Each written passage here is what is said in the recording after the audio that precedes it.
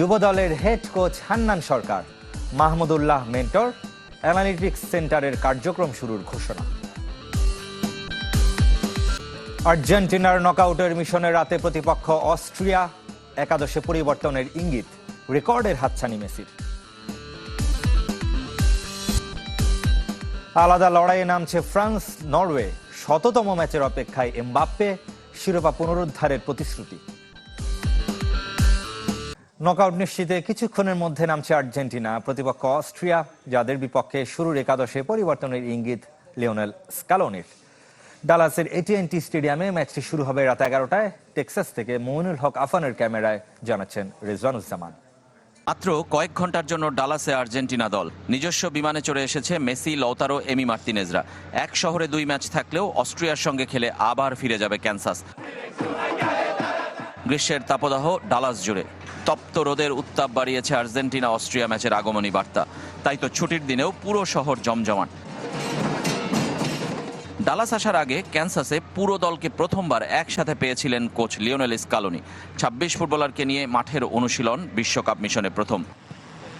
অনুশীলনে থাকলেও গঞ্জালো মন্তিয়ালের খেলা হচ্ছে না, তা প্রায় নিশ্চিত। তার পরিবর্তে খেলবেন নাহুয়েল মলিনা, আর লিয়ান্দ্রো পারেদেস ও নিকোলাস তাগলিয়াফিগোও ফিরতে পারেন একাদশে। পরিবর্তন যে আসছে নিশ্চিত। দল বা প্রতিপক্ষের সংবাদ সম্মেলনে লিওনেল মেসি প্রসঙ্গ আসবে না, তা কি করে হয়? স্কালোনির মতো অস্ট্রিয়া কোচ রালফ রাংনিকো সেই প্রশ্নের উত্তর দিতে বাধ্য। অস্ট্রিয়া অত্যন্ত শক্তিশালী প্রতিপক্ষ এবং তাদের দলে খুব ভালো মানের খেলোয়াড় রয়েছে। তারা দারুণভাবে প্রতিপক্ষকে চাপে রাখে এবং বাছাই পর্বেও দুর্দান্ত পারফরমেন্স দেখিয়েছে। নিঃসন্দেহে এটি কঠিন ম্যাচ হতে যাচ্ছে। যদি দুর্বলতার কথা বলি তাহলে তাদের কোনো দুর্বলতা নেই। আর আর্জেন্টিনা দল শুধু মেসি কেন্দ্রিক নয়, মেসি দলের অংশ মাত্র। যদি তাদের বিপক্ষে প্রতিদ্বন্দ্বিতা করতে হয় তাহলে আমাদের সেরা খেলা খেলতে হবে। অস্ট্রিয়ার সঙ্গে আর্জেন্টিনার বিশ্বকাপে এবারই প্রথম দেখা হচ্ছে, তবে শেষ দেখা 36 বছর আগে। 1980 সালে জিতলেও 90-এর দেখায় ড্র করেছিল দুদল। শেষ 8 ম্যাচ আনবিটেন আর্জেন্টিনা, গোল হজম করেনি একটি বাদে। দল যতই ধারাবাহিক হোক, অস্ট্রিয়ার প্রেসিং ফুটবল সামলানোর চ্যালেঞ্জ নিতে হবে আলবি সেলেস্তেকে। মেসি ফুটবলের মাইকেল জর্ডান, একসময় সতীর্থকে এভাবেই প্রশংসায় ভাসিয়েছেন জাফি। আলজেরিয়ার বিপক্ষে হ্যাটট্রিক করে মিরোস্লাভ ক্লোজাকে স্পর্শ করেছিলেন। এবার বিশ্বকাপে সর্বোচ্চ গোলদাতা হতে মাত্র 1 ধাপ দূরে লিওনেল মেসি। প্রত্যেক ম্যাচে সে প্রমাণ করে সে বিশ্বসেরা। এ বিষয়ে কারো কোনো সন্দেহ থাকলে তাকে নিয়ে বলার কিছু নেই। আমার চোখে সেই সেরা। মেসিকে দেখা সত্যি আনন্দের, তার মতো আর কেউ নেই। সে সত্যিই অসাধারণ।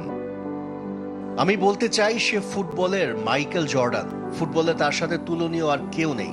গত 20 বছর ধরে সে শীর্ষস্থান ধরে রেখেছে।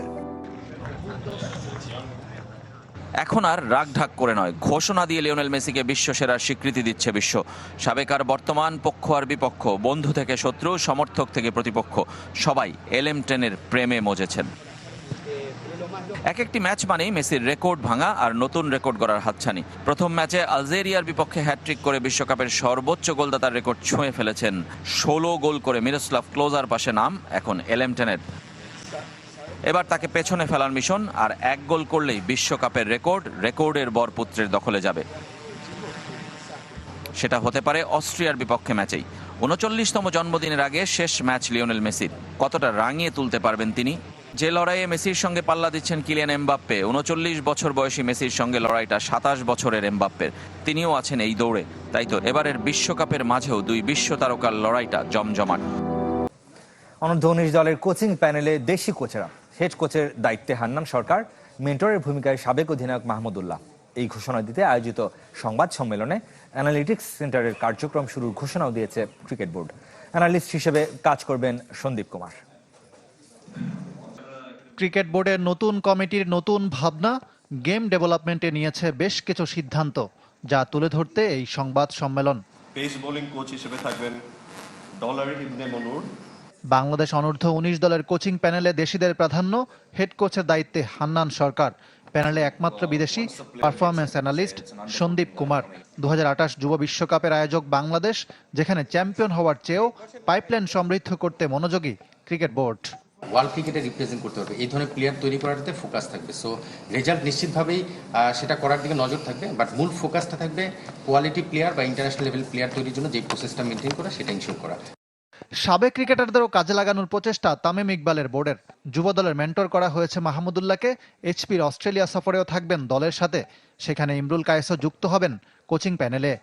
প্যানেলে যারা আছে সবাই কেপেবল, তো এনারা থাকতে বিদেশি অল্টারনেটিভ আমরা চিন্তা করিনি আর কি। ড্রিম প্রজেক্ট অ্যানালিটিক্স সেন্টারের কার্যক্রম শুরু করছে বিসিবি। অনূর্ধ্ব 19 থেকে জাতীয় দলের সব ক্রিকেটার ও কোচিং স্টাফের data, video analysis, bowling action নিয়ে কাজ হবে ল্যাবে। যুক্ত হবে এআই প্রযুক্তি। একটা ফুল ইকুইপমেন্ট সেট আপ করে আমরা ইনস্ট্যান্ট লাইভ আপনার অ্যাসেসমেন্টে যেতে পারছি। ওইটাই মোর useful for the coaches and also the players. Analytics centre তৈরিতে খরচ হচ্ছে 65 লাখ টাকা। এদিকে রাতে আলাদা ম্যাচে মাঠে নামছে ফ্রান্স এবং নরওয়ে। ফ্রান্স জার্সিতে শততম ম্যাচ খেলার অপেক্ষায় কিলিয়ান এমবাপ্পে। ফিলাডেলফিয়ায় রাত 3টায় লে ব্লুদের প্রতিপক্ষ ইরাক। অন্য ম্যাচে মঙ্গলবার সকাল 6টায় নিউ ইয়র্কসিতে আর্লিং হল্যান্ডের নরওয়ের বিপক্ষে নামবে সাদিও মানের সেনেগাল। আর সকাল 9টায় আলজেরিয়া জর্ডান লড়াই। সেনেগালের বিপক্ষে জয়ের পর এবার ফ্রান্সের প্রতিপক্ষ ইরাক। সাবেক বিশ্ব চ্যাম্পিয়নদের সাথে শক্তিমত্তার তুলনায় যারা ঢের পিছিয়ে। ফিফা র্যাঙ্কিংয়ে দুদলের পার্থক্য 55 ধাপের। তবে এসব ছাপিয়ে এ ম্যাচ স্পেশাল ভিন্ন কারণে। 2017 সালে লে ব্লু জার্সিতে অভিষেকের পর এবার শততম ক্যারিয়ার ম্যাচের দ্বারপ্রান্তে কিলিয়ান এমবাপ্পে। 9 বছরের ক্যারিয়ারে জিতেছেন বিশ্বকাপ। ফ্রান্সের হয়ে সর্বোচ্চ গোলের কীর্তিও লে ব্লু ক্যাপ্টেনের নামের পাশে।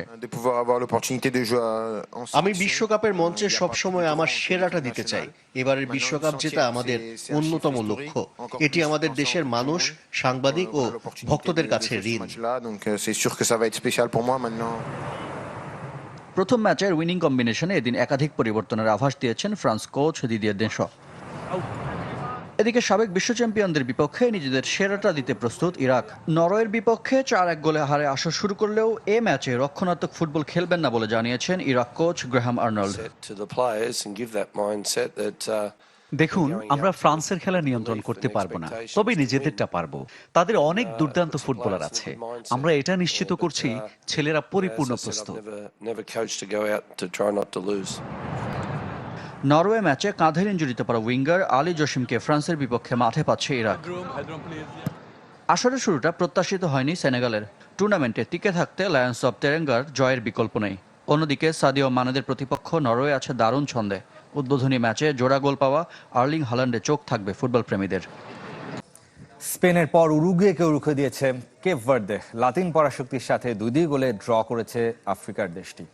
ইরানও পয়েন্ট ছিনে নিয়েছে। ইউরোপের ডার্ক হর্স বেলজিয়ামের সাথে গোলশূন্য ড্র করেছে মধ্যপ্রাচ্যের দেশটি। আর পিছিয়ে পড়ে নিউজিল্যান্ডকে হারিয়ে ইতিহাস গড়েছে মিশর। বিশ্বকাপের আজকের দ্বিতীয় ম্যাচে আর্জেন্টিনা হয়ে মেসি কয়টি গোল করবে দর্শক কমেন্ট করে জানিয়ে দিন।